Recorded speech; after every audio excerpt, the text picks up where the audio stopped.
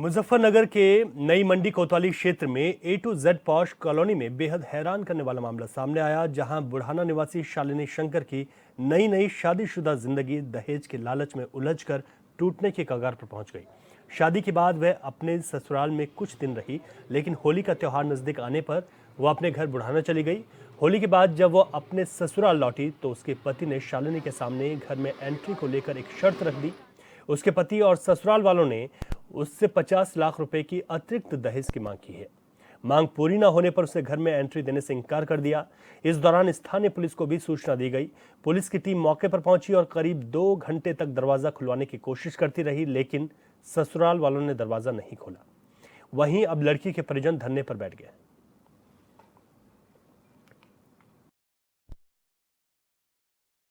मेरी शादी ना 12 फरवरी को हुई थी और उसके बाद से 3-4 दिन बाद से 17 तारीख से छोड़ने की बात की जा रही है। बहुत सारी चीज़ें मीटिंग भी रख ली, जो चीज़ें कर ली घर वालों ने। अगर कोई चीज़ हुई है सब चीज़ें हो गई, बट अब मुझे होली पे घर रहने के लिए भेजा गया। दो लोगों की जुबान पे भेजा गया था, एक तो शंकर स्वरूप जी और एक नवीन बंसल जी।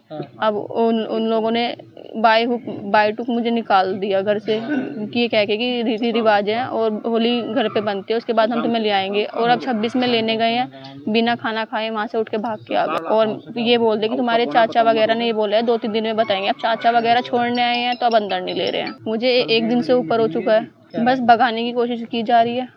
पुलिस की साइड से, पुलिस को उन्होंने बुलाया था, मैंने आज फोन किया है, वरना पुलिस की साइड से भी मुझे भगाने की पूरी कोशिश की जा रही है कि आप घर जाओ, जब ये लोग होंगे तब आना। तो ससुराल ने 50 लाख रुपए का दहेज मांगा है। लड़की ने भी घर के सामने अब धरना प्रदर्शन शुरू कर दिया है। तो मुजफ्फरनगर से ये बड़ी हैरान करने वाली खबर है जो सामने निकल कर आई है। हमारे संवाददाता आदेश सैनी इस वक्त हमारे साथ लाइव जुड़ गए हैं।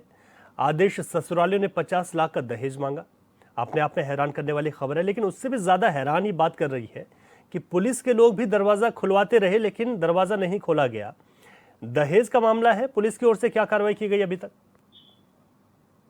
बिल्कुल, देखिए मैं आपको बता दूं कि ये पिछले 2 दिनों से जो है जो महिला है, शालिनी नाम की महिला है, ए टू जेड कॉलोनी में अपने ससुराल के मकान के बाहर जो है टेंट लगा करके धरने पर बैठी हुई है। और शालिनी का साफ तौर पर कहना है कि ससुराल पक्ष के लोग या तो उनकी गलती बताएं, नहीं तो उसको अंदर ले।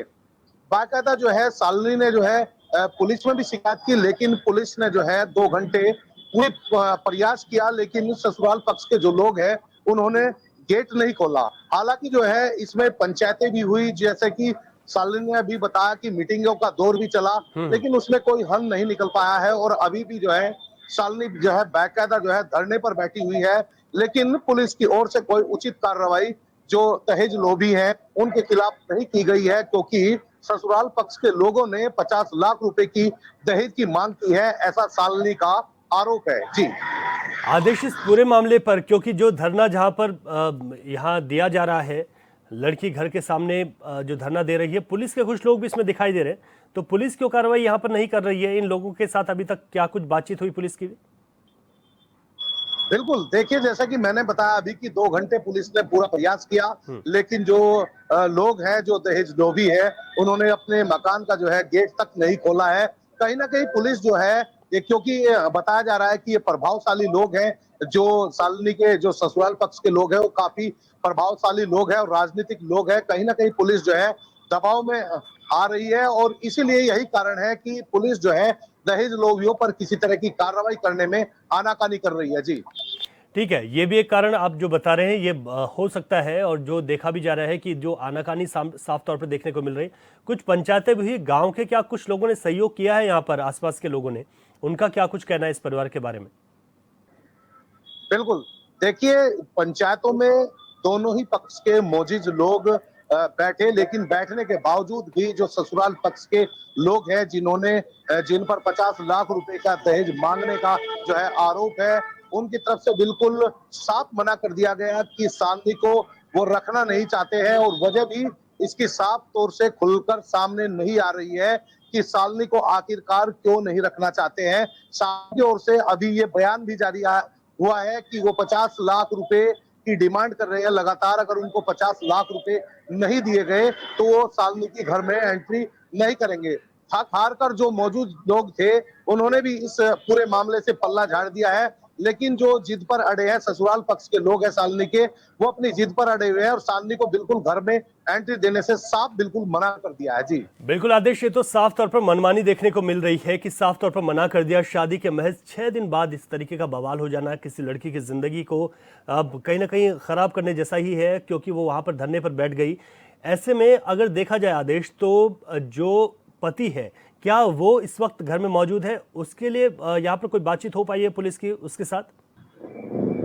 बिल्कुल, देखिए मैं आपको बता दूं कि पुलिस ने काफी प्रयास किया, लेकिन वो लोग बाहर आने को भी तैयार नहीं हुए और मीडिया के लोग भी काफी प्रयास कर चुके हैं कि उनकी तरफ से भी कोई बयान आए, लेकिन उन्होंने बिल्कुल साफ तौर से कुछ भी कहने से मना कर दिया है। और एक तरह से जैसे रवि इसमें देखने को मिल रहा है कि कहीं ना कहीं जो है इस पर जो इनकी मनमानी है, हठधर्मी है, बिल्कुल साफ तौर पर देखने को मिल रही है। जी बिल्कुल ठीक कह रहे हैं आप। क्या इस पूरे प्रकरण के पीछे कुछ वजह सामने निकल कर आ रही हैं? लड़की की ओर से कुछ कहा जा रहा है इसके अलावा भी कि दहेज का अचानक से कुछ ही दिनों बाद 50 लाख की डिमांड कर देना और इतना बड़ा बवाल खड़ा हो जाना और परिवार का सीधे तौर पर यह कहना कि हम एंट्री नहीं देंगे जब तक दहेज नहीं दिया जाएगा, इतना बड़ा आरोप, कुछ चीजें स्पष्ट हो पाई अभी तक? बिल्कुल रवि, मैं आपको बता देना चाहता हूं कि इसमें जो है अभी केवल व केवल जो है शालिनी की ओर से ये बयान आया है कि 50 लाख रुपए का दहेज मांगा जा रहा है और उसको एंट्री नहीं दी जा रही है।